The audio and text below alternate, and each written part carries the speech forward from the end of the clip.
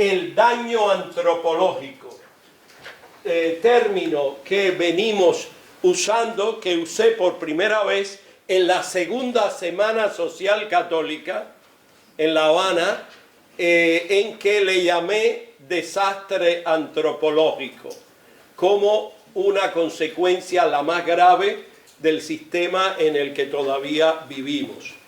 De ese desastre me parecía demasiado dramático y fui bajando, aunque la realidad fue subiendo, pero llegué a llamarle después, en un editorial de Vitral, el daño antropológico causado por el totalitarismo en Cuba. Al hacer mi tesis de maestría en Ciencias Sociales, en Acción Política y Fortalecimiento Institucional, me dieron a escoger un tema a investigar. Y entonces escogí este para no hacerlo ya más de forma empírica, sino meter ya la parte, vamos a decir, investigativa, académica, con una encuesta, con entrevistas, etcétera, etcétera. De ahí surgió, bueno, el concepto, las causas y las consecuencias del daño antropológico. Una de las críticas que recibió mi tesis sobre el daño antropológico era: a esto le falta la parte propositiva. Es decir, el daño está y se define esto. Y las causas y las consecuencias son estas. Pero, ¿qué hacemos?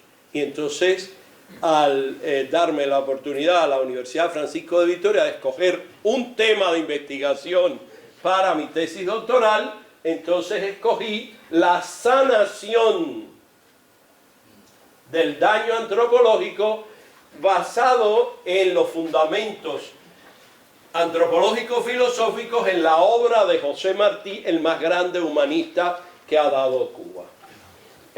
Mi primer intento fue de poner a Varela y a Martí, porque verdaderamente ustedes saben que son las dos columnas de Hércules, los dos como San Pedro y San Pablo, inseparables. Pero el tutor me dijo un solo autor, con toda razón. Que después me di cuenta, no sé si hacer el cuento de una de los aportes más grandes que me dio José Ángel. Ahora le llamo José Ángel, cuando aquello era profe. Le mandé mi primer esquema, si no se lo consulté a Joana Silano, que me lo hubiera desmochado antes. Le mandé mi primer plan de investigación y me responde en un email muy decente, como es él. Si usted quiere escribir la enciclopedia británica de la historia de Cuba, comience. Me va mandando los tomos y allá, cuando ya yo no esté, pues vendrá otro a dirigirle la tesis. Bueno, era mi entusiasmo por un lado y mi inexperiencia en el mundo académico por el otro. Seguí rectamente sus consejos y por eso me he graduado. Por lo tanto, agradezco mucho. Esto es el fruto de esa investigación. Luego hay mucho de otras fuentes, pero el esqueleto evidentemente es propio. 3 problemas raigales de Cuba que identificamos en la primera investigación. El primero de ellos, el problema del daño antropológico, que responde a la centralidad y primacía de la persona humana que debe tener una sociedad. El segundo, el analfabetismo ético y cívico, uno de los más grandes males de la sociedad cubana hoy. El analfabetismo ético y cívico, que tiene que ver con la falta de educación ética y cívica. Y el tercero, la minuciosa desarticulación del tejido de la sociedad civil en Cuba. Así que habría que, para esos 3 problemas, buscar cómo lograr la centralidad y primacía de la persona. Recuerden estos 3 problemas, porque es ahí donde convivencia tiene el objetivo de su trabajo. En la educación ética y cívica y el protagonismo e importancia de la sociedad civil cubana. Bueno, nos quedamos con un solo problema, que es el tema de hoy, el daño antropológico. La sanación del daño antropológico, la necesidad de unos fundamentos cubanos raigales que pertenezcan al patrimonio de nuestra cultura, porque hemos estado 60 años acudiendo a un patrimonio alemán de finales del siglo, de mediados y finales del siglo XIX, y después aplicado en un país euroasiático, la Unión Soviética, de manera que es la hora de regresar a Cuba para no construir un otro hombre nuevo, que ya veremos en qué quedó, el hombre nuevo del marxismo, sino el hombre cubano, con raíces cubanas que tenemos de sobra para sanar el daño antropológico. Y por lo tanto, hacer un corpus, un proyecto humanista que reúna ese patrimonio cultural cubano, versus ideologías como religión secular. Cuando una ideología se convierte en una religión secular, bueno, hay estudios de esto que hemos consultado, resulta que lo que es ideológico se convierte en dogma de fe y lo que es política se convierte en obligación de vida. Como en una religión, los dogmas, los mandamientos, la práctica religiosa, y si no vas el domingo a misa estás en pecado mortal. Pues lo mismo se aplica a una ideología y es lo que hemos vivido durante 66 años. La primera clave del daño antropológico, ¿cómo le metimos, cómo comenzamos, cómo invadimos, cómo abordamos el estudio del daño antropológico? Con tres claves. La primera, una premisa empírica de la realidad. Es decir, antes del estudio académico del daño antropológico, esto no es el fruto de una especie de, ¿cómo se dice?, entelequia académica. No, no. La primera clave es que primero nos encontramos con el daño vivido, experimentado, y de ahí, de esa abordaje, de esa clave empírica, sacamos la investigación. La segunda forma parte de la disciplina de la antropología social y cultural.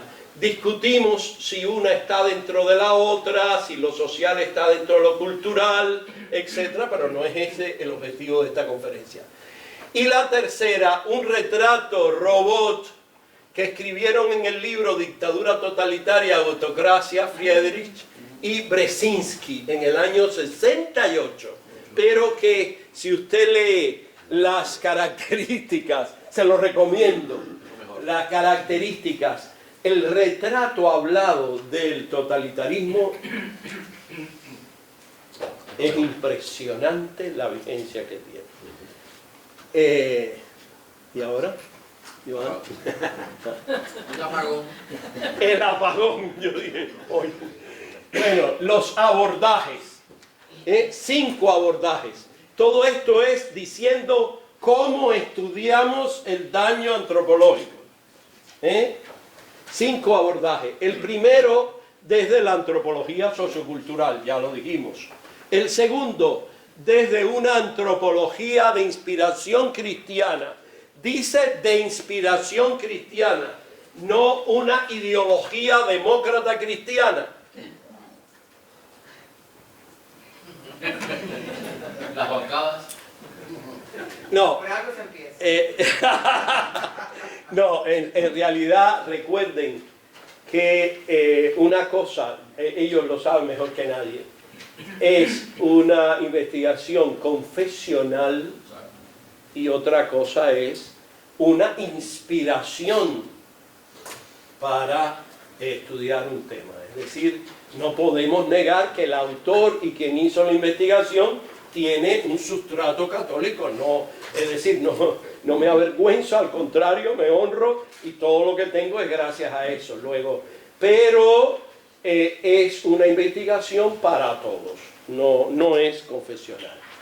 El tercer abordaje desde la psicología social, que fue un instrumental valiosísimo, especialmente un libro de Pichon Rivière, el padre de la Escuela Psicológica Social, que tuvo que venir a la Argentina para fundarla, aunque era francés, porque en Francia no se aceptaba, etcétera, etcétera. La psicología social es precisamente el estudio del impacto de la sociedad sobre la psicología humana. Y claro, esto es un instrumental que me vino muy bien. Y por último, una visión desde una epistemología convergente. Es decir, todas estas ciencias que abordan al ser humano y el centro de esa epistemología convergente, que lo dice el nombre, es el hombre en situación. Lo viejísimo de aquellos dos autores, ¿se acuerdan del chiste? Ortega y Gasset. Sí, o como Arango y Parreño, de el hombre y sus circunstancias. Muy bien. Bueno, pues esa visión, bienvenido Visiedo, el daño antropológico, su pluralidad fenoménica y su policausalidad. Lo primero es descubrir que el daño antropológico no tiene una sola causa, sino es policausal y no se manifiesta como un solo fenómeno único y aburrido, sino que tiene una pluralidad fenoménica.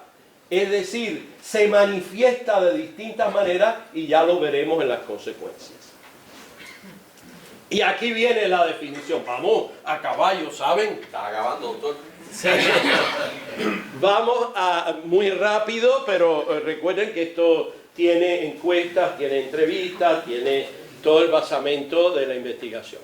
Este es la primera, siempre me gusta decir así, la primera definición de daño antropológico.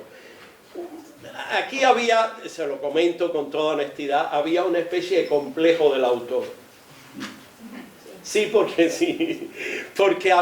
siempre hay complejo del autor, había ya se había acuñado el término antes de hacer la investigación.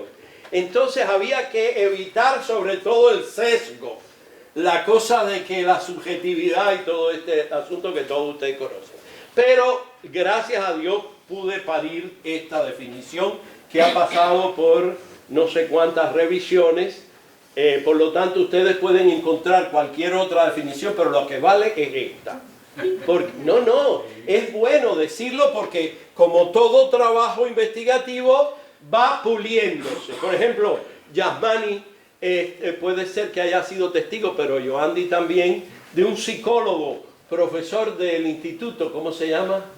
Daniel, que fue el primero que se lo di, la primera definición, y no había puesto la última frase.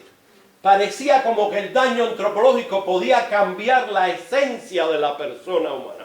Y el psicólogo cristiano también, hombre, la esencia, si cambia la esencia, entonces ya no es lo que es, etcétera, etcétera. Bueno, aquí no le voy a decir el proceso, pero esta es la definición aprobada por el Tribunal de la Tesis y ahora reaprobada por el Tribunal, que no he dicho que además del tutor, uno de los 3 miembros del Tribunal que aprobó esta tesis es Carlos Manuel Rodríguez Ares Chavaleta, que participó desde México, y aquí hay 2 también que lo leyeron, Chaguaceda y Joana.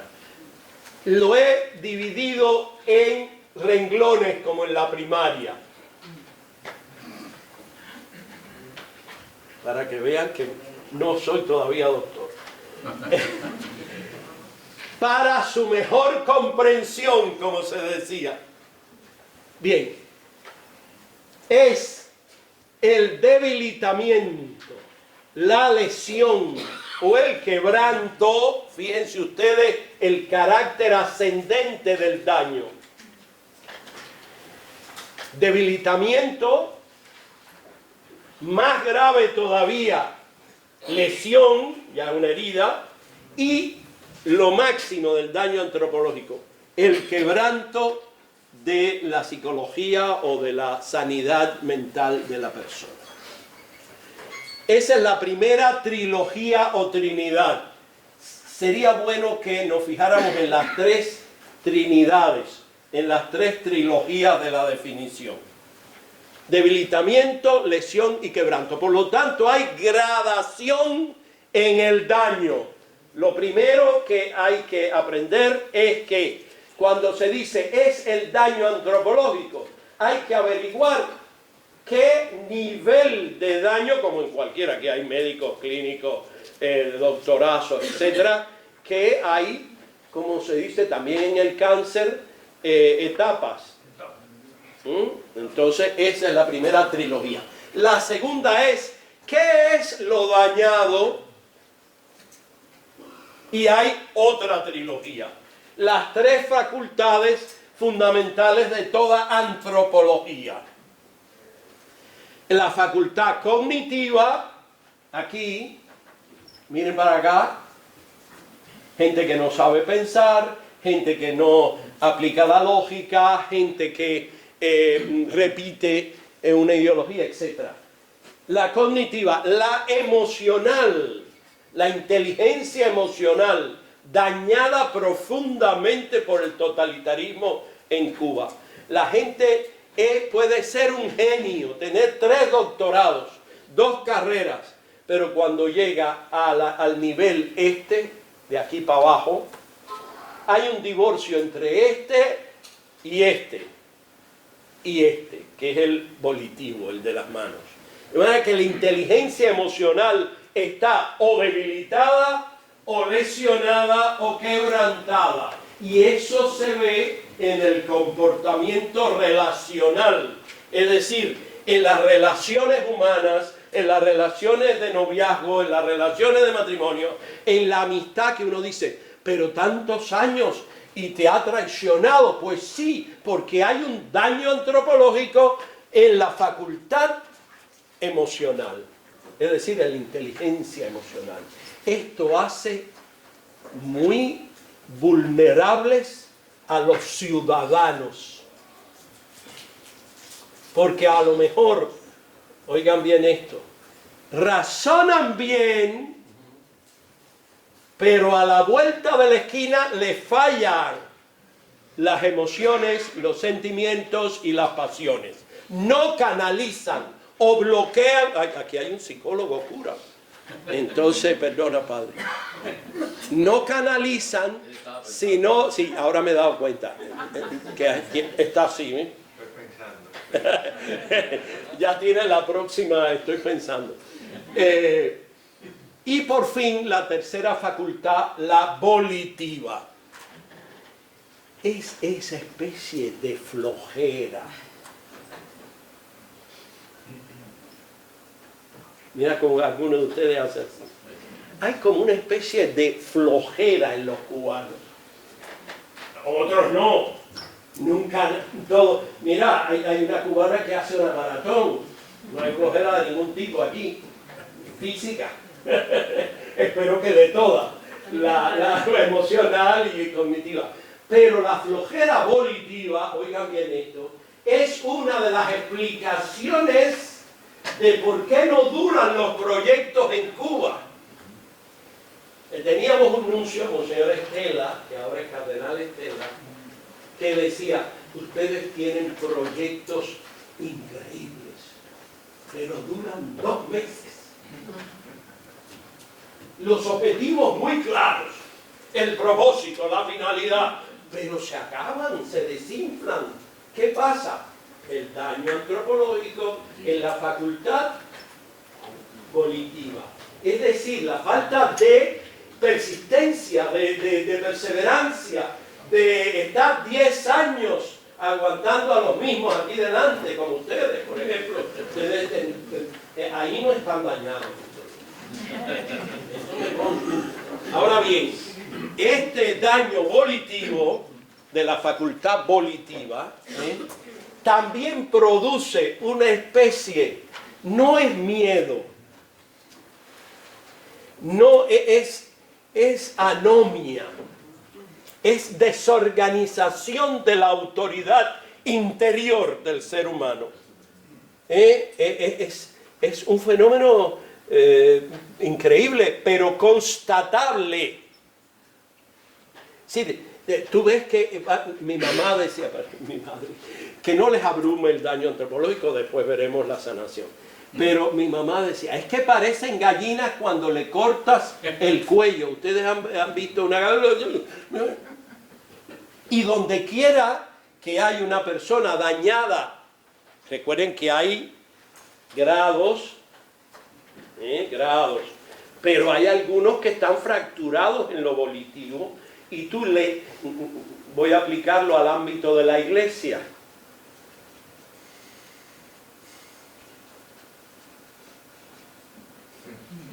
Miro a los tres curas y a la monja. En el ámbito de la iglesia entra una novicia al noviciado, con un entusiasmo tremendo, quiero ser monja para siempre. O entra un seminarista en el seminario de Camagüey, extinguido, sí, y tú lo ves que quiere ser papa, el primer año, el segundo, y al tercero, cuando ya le van a dar las órdenes menores, el hombre dice, tengo dudas. Y yo, ¿pero cómo? ¿Pero llevas 3 años? Sí, pero es que estoy haciendo un discernimiento. El problema es muy serio, se lo he dicho a obispos, a cardenales y a no sé quién. Me falta León XIV. Primero, antes de admitirlo al noviciado o al seminario, midan el daño antropológico con que viene ese muchacho. Él no viene de Noruega, que también debe tener su daño antropológico, pero de otro tipo. Por eso hay tanto suicidio. La luz. Bueno, claro. Bueno, entonces fíjense bien, esto es serio. El daño antropológico en la facultad volitiva, me he querido detener con ejemplos en estas 3 facultades, y hay algunas personas que están dañadas en las 3. ¿De qué nos asombramos entonces? Esto va a tener un impacto en la reconstrucción de Cuba a largo plazo, porque la economía puede con las inversiones, etcétera, etcétera, porque la política con las elecciones, etcétera, etcétera, pero el daño antropológico que tendría que ser, en mi pobre opinión, la misión, la vocación y la tarea número 1 de la Iglesia, que se dice a ella misma experta en humanidad. Pues si usted es experta, que yo lo creo, yo lo he experimentado en mí mismo, pero entonces ocúpese de conocer el daño antropológico y cómo sanarlo. Bien, y la tercera trinidad, la tercera trilogía es externa a la persona humana. Su dimensión ética, es decir, su comportamiento, ya no es su interior, sino su comportamiento. Ya no es la facultad cognitiva, emotiva y volitiva, sino su comportamiento ético, moral. La dimensión social que tiene todo ser humano y la dimensión espiritual, que no es una más, oigan bien esto, sino una dimensión que atraviesa transversalmente lo cognitivo, lo emocional, lo volitivo, lo ético y lo social.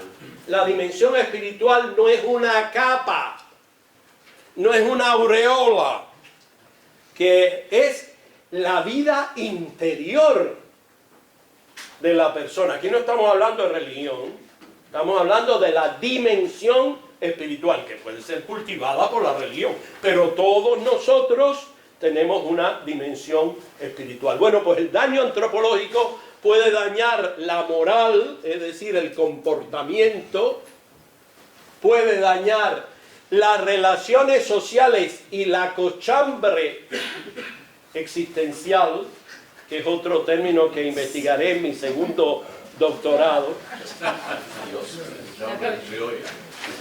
Cochambre existencial. No es que esté sucia la existencia. No, empercudida. La cochambre es cuando lo sucio se mete dentro del tejido. Hay una bata o unos pantalones que están cochambrosos. Qué palabra más sonora en nuestro rico castellano. Cochambre existencial. Próximamente en la pantalla. Bien. No todas o en parte, según sea el grado del deterioro o trastorno causado por el totalitarismo en Cuba. Porque el totalitarismo no es qué partido está gobernando, es el control total de la persona humana y de la sociedad. Es el control total. Luego controla la facultad cognitiva, controla las emociones, porque cuando yo estaba en la secundaria básica, la seguridad del Estado me preguntaba quién era mi novia.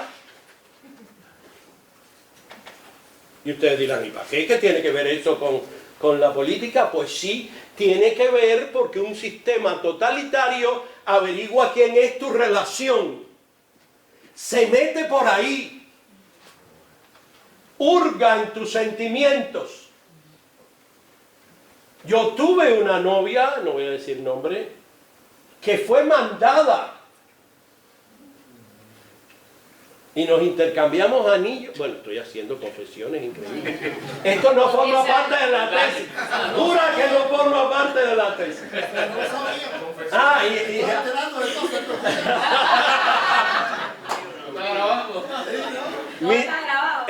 Dios. Eso lo manda para el Vaticano y la causa... Corta. Bueno, escuchen. Menciono todo esto para que... Pero también le cuento la novia. Sí. Al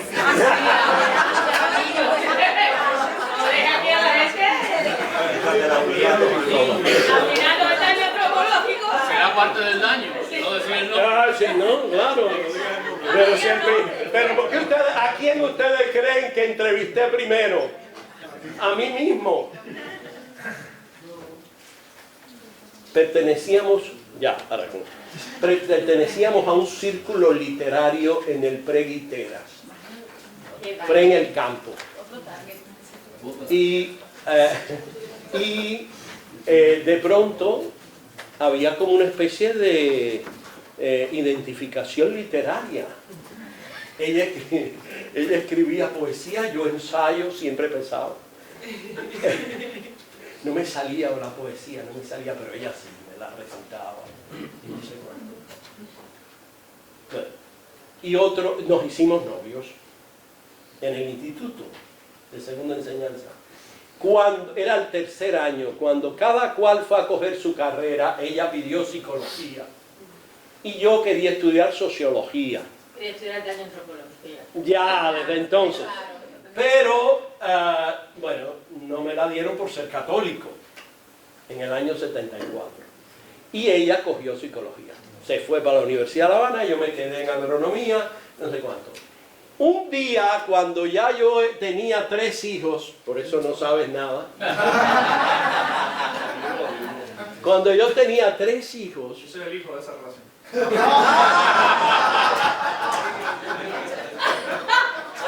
Esto se nos está yendo de la mano. Hay confesiones que sacaron un chino. Escuchen. un día cuando pasó el tiempo y pasó un águila por el mar, estaba yo en una casa de visita y veo que de la acera del frente me gritan, Dago, Dago. Cuando miro era la susodicha. Y me llama, me voy mañana para los Estados Unidos. Y quiero antes de irme que tú sepas algo. Yo tenía la tarea en el de hacerme novia tuya para penetrarte hasta lo más profundo. Esto es el totalitarismo. No lo identifiquemos ni con izquierda, ni con derecha, ni con centro, ni con arriba, ni con abajo. Es el control total del ser humano en todas sus facultades. Es por eso que este tema es crucial. Se te meten por las emociones, por los sentimientos, por las pasiones, por la voluntad, por la manera de pensar. Y le dije, bueno, yo lo único que quiero es saber si te enamoraste o no. ¡Qué despechado! ¡Qué despechado! ¡Puro despecho! Ahora lleva música de fondo. Ahora lleva música de fondo. Ahora me podría inventar, esto es un tema muy serio, ahora me podría inventar un melodrama de respuesta. Pues no, la respuesta fue, creo yo, sincera, porque me lo dijo entre lágrimas. Dago, al principio, no. Yo fui un instrumento de la seguridad. Pero cuando entré, sí me enamoré, llegué a enamorar. ¿Y cómo te saliste? Porque al terminar el premio me dijeron, aléjate de él, ha terminado tu misión.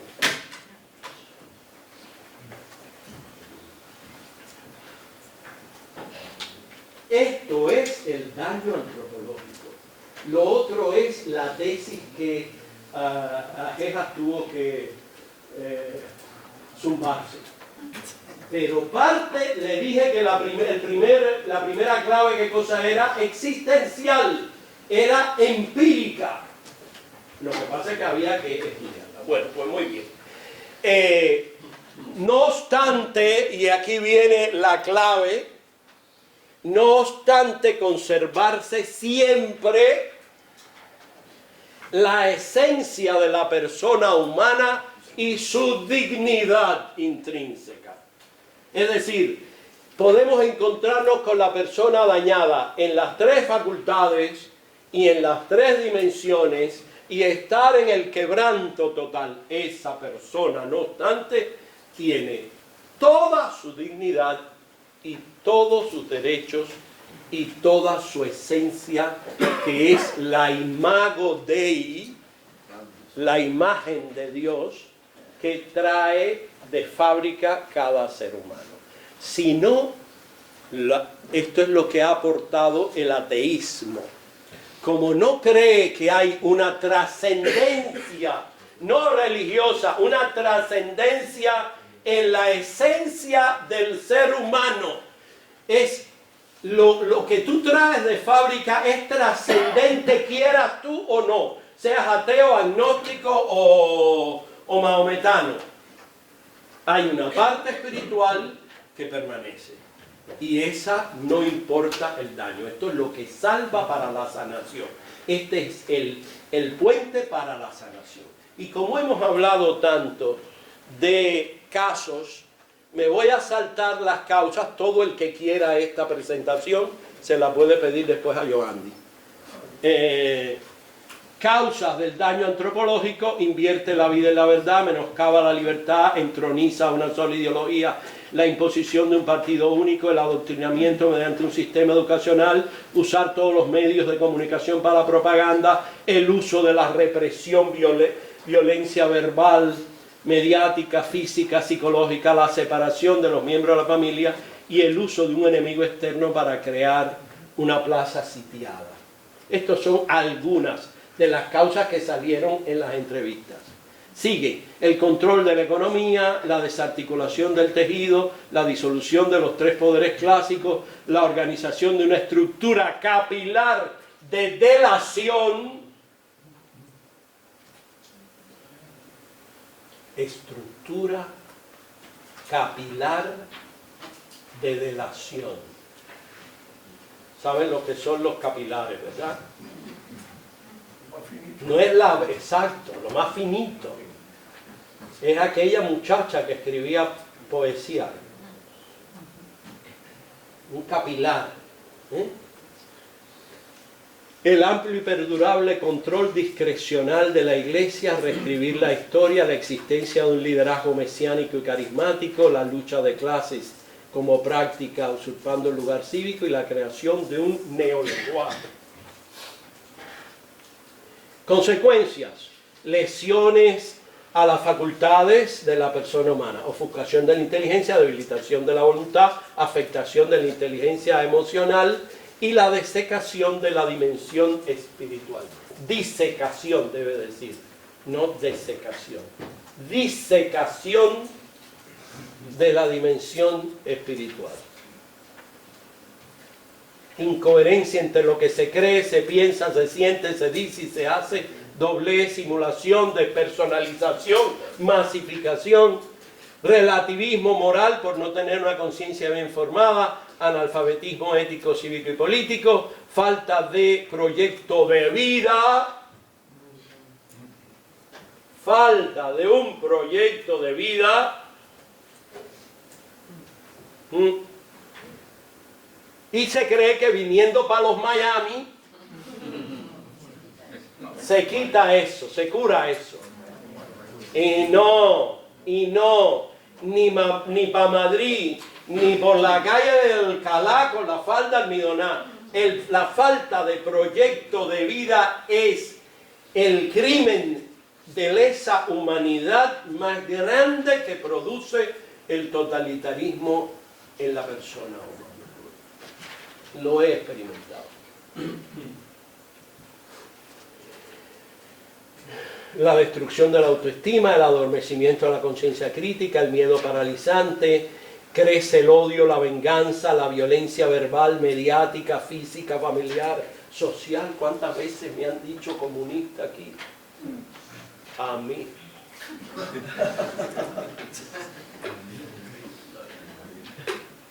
Se lo juro. Tengo testigos aquí presentes que no voy a delatar. Pero es increíble. No esa señora solamente. Han sido muchos. Sencillamente por una razón ignota. ¿Cómo es que te dejan entrar y salir de Cuba? Digo, lo mismo le dijeron a Osvaldo Payá. Señor, no le llega a la facultad cognitiva a pensar que por eso mismo, para que tú pienses eso, están dejándonos entrar y salir. No es que sean buenos. Es para dividir, es para confundir, es para que entre la duda. Y a todos yo le digo lo mismo. Jesucristo, que no era comunista. Eso es otra cosa. No confundamos. Dijo, por sus frutos los conoceréis. Pues evalúame por los frutos, los poquitos que puedo dar. Pero no me evalúe, porque si me deja salir o entrar la misma gente que cada vez que entro me interroga. No seamos tontuelos. Bien. Y por ahí la infecundidad del mundo de la cultura, una atmósfera de desconfianza y paranoia, alienación y ansia irrefrenable de huir de la realidad. No solo de la isla, es huir de la realidad. Tengo una amiga que se fue a Australia. Yo le dije, ponte a ver los canguros para que te entretenga. Era el aburrimiento, pero total. Ay, es que Australia es muy fría. Yo, pero fría en cuanto a clima. No, fría en las relaciones humanas. Bueno, hijo, vete para el Congo belga, algo. Pero no, llega al Congo belga y entonces la temperatura es irresistible. Es un fenómeno de daño antropológico. Pongámosle nombre y busquemos los responsables y la cura.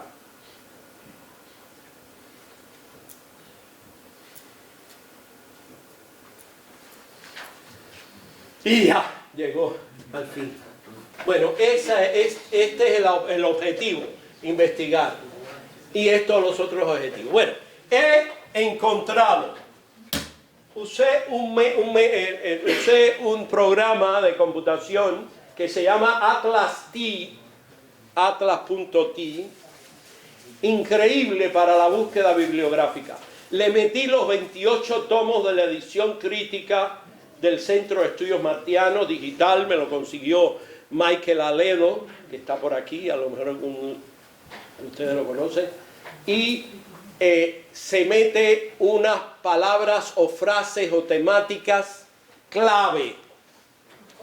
Códigos, gracias. Códigos. Y te da el párrafo, el libro, la página y todo. Eso permitió que pudiera citar en mi tesis de 428 páginas 1024 citas de José Martí sobre estas temáticas. Y encontré, estos son los fundamentos del humanismo, puse cubano, pero martiano, Bien. El primer fundamento en la obra de Martí es la persona humana, cuerpo, alma y espíritu. Martí, los que son aquí filósofos, etcétera, sabrán que hay a veces un uso del alma y el espíritu confuso. En Martí está clara las tres dimensiones. El cuerpo, el alma, que es la expresión corporal, producto del cerebro, ¿cómo se llama esa catalana que nos abruma con el cortisol? Estapé. Rojas Estapé. Me encanta porque es bonita, tiene unas cejas gruesas.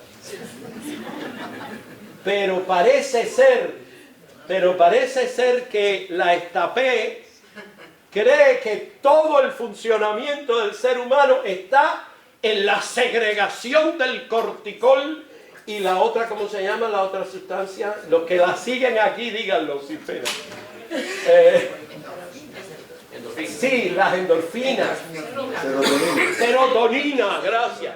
Eso, y entonces tú la oyes una vez, la oyes 2 veces, la oyes 3 veces y dice, todo el ser humano se reduce a una producción de las sustancias en el cerebro. Bueno, coincido con la Estapé en que eso es el alma. El alma, aquí viene la confusión, pero Martí lo tenía clarito. El alma es la parte espiritual, pero que es fruto de la fisiología humana. Estoy con corticol, preocupadísimo. La preocupación es del alma. Ahora, el espíritu es una dimensión superior que es la huella de Dios en cada uno, la espiritual, trascendente, inmortal en cada uno de nosotros. El cuerpo y el alma mueren fisiológicamente y el espíritu trasciende. Esa es lo que cree Martí del cuerpo humano. Después estudié en Martí lo cognitivo, lo afectivo y lo volitivo para buscar la sanación en el humanismo de Martí, que es el humanismo cubano. No hay que irlo a buscar a Alemania con un nombre como Karl. Discutimos eso, ok. Bien, cualquiera, no solo Carlos Marx, cualquiera. Carlito y Vladimir, bien. Entonces, ¿por qué si lo tenemos todo en el patrimonio cultural cubano? en la tesis aparece la fundamentación de lo que creía Martí en lo cognitivo, es decir, el humanismo de Martí para sanar la lesión en la facultad cognitiva. ¿Me explico? Una de las lesiones era cognitiva. ¿Cómo Martí piensa de eso y qué propone para la sanación? Y así, esa es la persona humana en José Martí. B, la eticidad, lo ético. La dimensión ética no era una de las dañadas. Ético, social, espiritual. Dos principios en Martí, la persona y el bien común. Unos valores, aquí la escala de valores que forma parte del proyecto de vida debe formar parte una escala de valores personales escogida por mí. Busqué la escala de valores en José Martí y encontré en este orden, ojo, que el orden en una escala es muy importante. No solo numéricamente, que la palabra amor conceptualmente, no amor con amor se paga. Claro, el concepto de amor o impacto del amor en la vida, qué sé yo, es el que más aparece numéricamente, pero también en importancia. Y demuestro en la tesis cómo Martí todas las otras dimensiones las iluminaba con el amor. Y esta es la escala de valores de José Martí. El amor, la dignidad que a veces le llama decoro, la libertad, la justicia, la verdad, la bondad, la belleza, el perdón, la paz y la felicidad. En orden. Esto es, a mí me parece de una utilidad, siendo que es avalado por el humanismo de José Martí. Y después las virtudes. Saben que las virtudes son los valores vividos con fuerza. Virtus, en latín, virtus, es fuerza, fortaleza. Entonces, cuando un valor o unos principios son vividos fuertemente, coherentemente, consecuentemente por una persona, se convierte en virtud. Tú puedes saber música, pero ahora, ser virtuoso del violín, yo puedo tocar el violín, ¿sí? Así mira, pero ser virtuoso del violín es lo mismo que tener unos principios y unos valores y vivirlo como con rigor. Martí creía en eso y lo practicaba. Ese es el segundo fundamento. El primero, recuérdenlo, apúntenlo, la persona. El segundo, B, la eticidad. El tercero, el bien común y la convivencia sociopolítica en el pensamiento de José Martí. Podía haberme quedado con esto.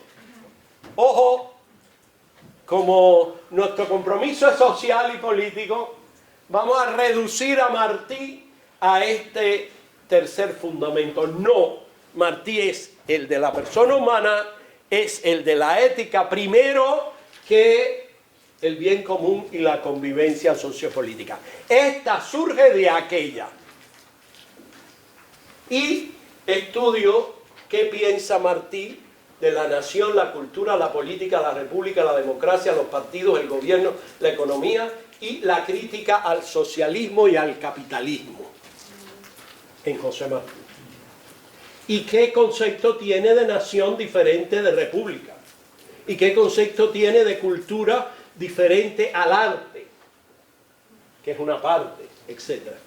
Y el cuarto fundamento, la trascendencia y el trascendente, con mayúscula. Es decir, ¿qué cree Martí? De la trascendencia de la persona humana, pero también de Dios, que es el trascendente. Y ahí están las tres más bien. La espiritualidad como cultivo del espíritu, que es común para cualquier cubano, crea o no crea, sea agnóstico o ateo. Segundo, la fe en un Dios personal, el Dios de Jesucristo, en José Martí.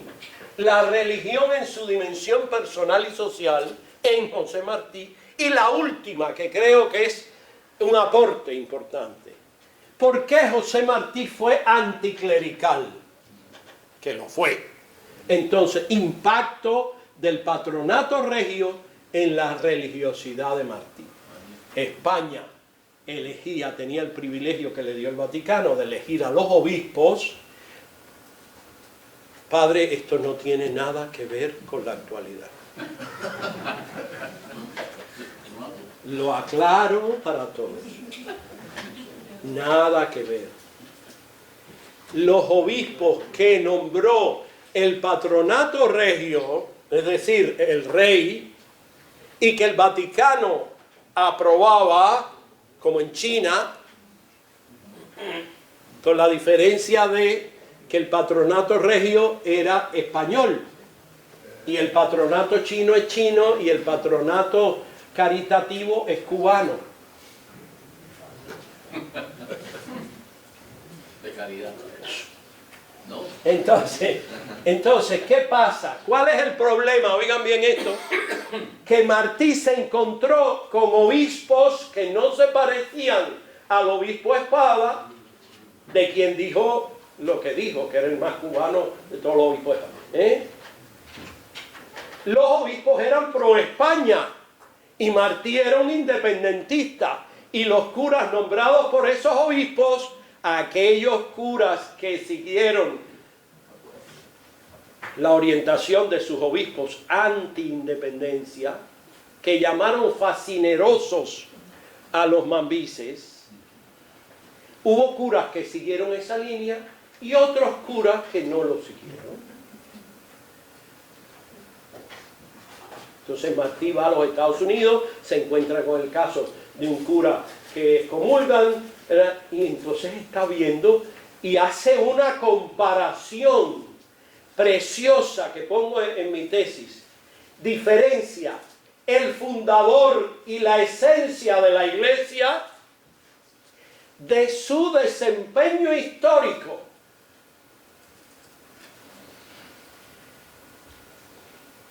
Y eso a mí me abrió muchísimo, porque el desempeño histórico es humano y por lo tanto tiene fallos. Entonces, aquí está el corpus antropológico, y con eso vamos terminando. Esto es, una cosa eran los fundamentos así, los 4 fundamentos, ¿se acuerdan? Persona, eticidad, dimensión sociocultural, sociopolítica, y la 4, trascendencia, ¿no? Ahora aquí está según José Martí, no según el autor de esta tesis, cuáles eran sus prioridades. Y esta es la sanación del daño antropológico. En lo más alto del triángulo, que es la persona humana. Y la frase: yo quiero que la primera ley de nuestra república sea el culto de los cubanos a la dignidad plena del hombre. La primera ley. Esto se ha prostituido, esto se ha manipulado, pero es la esencia del pensamiento humanista de José Martí. La dignidad y la superioridad, la primacía de la persona humana. Allá arriba. ¿Lo ven? Ahora, al mismo nivel, la eticidad y el bien común. La persona humana que tiene dignidad y derechos y libertades, que actúa éticamente y que con esa eticidad impacta en la sociedad. Y en el medio, ¿qué ven? La dimensión espiritual trascendente. ¿Por qué la he puesto en el medio? Podía haber hecho un cuadrado perfecto. Porque esa dimensión, según José Martí, la función que tiene es iluminar y fecundar a la persona humana, a su eticidad y al bien común. Es decir, yo respeto a la otra persona porque espiritualmente yo tengo una dimensión trascendente y ella tiene una dimensión trascendente. Yo me comporto no por un código de los 10 mandamientos o de los reglamentos del partido, sino porque en mi espiritualidad es incongruente comportarse de otra manera. Y yo, trabajo para el bien común en un compromiso social porque mi vida espiritual me lo inspira, me lo fecunda. Es por eso que esta sanación va contra la flojera del daño antropológico, porque tiene lo que se llama una mística. Esto que está aquí adentro. Todo pueblo necesita ser religioso, porque si no, nada en él alimenta la virtud.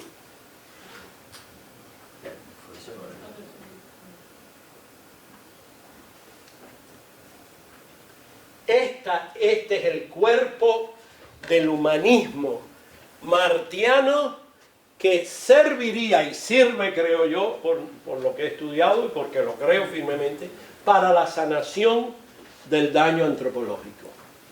Por lo tanto, el proyecto humanista de Varela y de Martí, ya esto fuera de la tesis, pero coherente con ella, puede definirse, su rasgo, su perfil fundamental es este: personalista, ético, social y trascendente. Aquí viene el personalismo de Emmanuel Mounier, el personalismo de, bueno, de otros muchos, pero es la filosofía personalista de José Martí.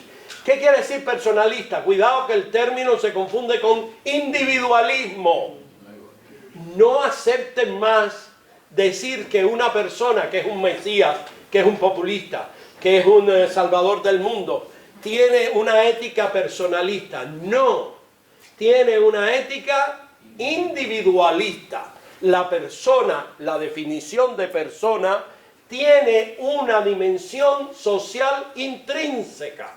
La persona no es persona, sino tiene la dimensión social. No, un dato nada más, porque tú estás haciendo ciencia. El problema es que el personalismo ya es un concepto político, que Ahora, es la desmesura de la persona en la política. Entonces, no es eso. Es decir, no es eso, es el concepto filosófico, no político. Primario antes que el uso político. También la política, que dice que el personalismo es el uso desmedido, pierde la dimensión social queriendo criticar el individualismo. Eso es una discusión que podemos tener. Tú dices, no, la dimensión política, la concepción política del personalismo es el uso desmesurado de la persona, es decir, el individualismo. El caudillismo. Muy bien. Pues precisamente es lo contrario del personalismo, que es el que incluye la dimensión social, que mitiga al líder porque tiene un compromiso social. Luego, aunque desde el punto de vista político, que es secundario, es provisorio además, porque va cambiando. Desde el punto de vista filosófico, la persona humana, para llegar a ser persona, tiene que tener una dimensión social. Bueno, esta es la filosofía para la sanación del daño antropológico. Y esta primera aplicación, hay algo que suena. Ah, gracias. El primer proceso, toda sanación depende de procesos. ¿Saben? Que la vida no es hoy esto y mañana lo otro. El primer proceso de sanación, aquí tienen, fíjense, una doble columna. Ante la despersonalización por el colectivismo masificador, la primacía y dignidad de la persona humana. Ante la vida en la mentira, que es una de las características Hannah Arendt del totalitarismo, la eticidad, principios, valores y virtudes. Ante la lucha de clase como forma de vida, la fórmula del amor triunfante. Coloquemos alrededor de la estrella de la bandera nueva la fórmula del amor triunfante, dice José Martí, que es el amor, con todos y para el bien de todos. Ante el materialismo, la superstición y el ateísmo, el cultivo de la dimensión trascendente, la espiritualidad, la fe y la religión y la inspiración cristiana. Y aquí, sí, y aquí en mi tesis diferencio muy bien lo que es el cultivo de la espiritualidad común para todos los seres humanos y el y el ejercicio de la religión solo para los que creen. Y por último, ante el fracaso de la ideología impuesta y la filosofía marxista, la antropología filosófica del proyecto del Homo Sausius, es decir, del hombre enfermo, del hombre lesionado, del hombre dañado, al Homo Vivens, que según San Ireneo de León es la gloria de Dios. La gloria, decía San Padre de la Iglesia, San Ireneo de León. Gloria Dei, Homo Vivens. La gloria de Dios es el hombre viviente. Y esta es la última. Hay una segunda aplicación de este estudio, que es un proceso de desarrollo humano integral. Un personalismo, aquí viene, ético, social y trascendente, que tiene 5 componentes en el proceso. Hacia una conversión antropológica, concepto que acuñó Francisco, el Papa Francisco, conversión no cristiana todavía, conversión antropológica, que es primera que la conversión cristiana. No hay conversión cristiana si antes no hay conversión antropológica, del hombre dañado al hombre sano. Por eso cuando vienen las conversiones cristianas duran 3 meses, porque es sobre un hombre o una mujer dañada. El segundo es el desarrollo humano integral con la eticidad hacia una ecología humana como hábitat social. Una ecología humana, un concepto que le recomiendo porque es complementario de la otra ecología. La ecología humana es el hábitat en que una persona se desarrolla, así como una planta. Ahora cuidamos mucho los perros. Claro. Mientras abandonamos a la persona humana en su ecología dañada. No tenemos oxígeno para respirar en Cuba, pero cuidamos a los perros. No, lo pongo no como que los perros sean malos.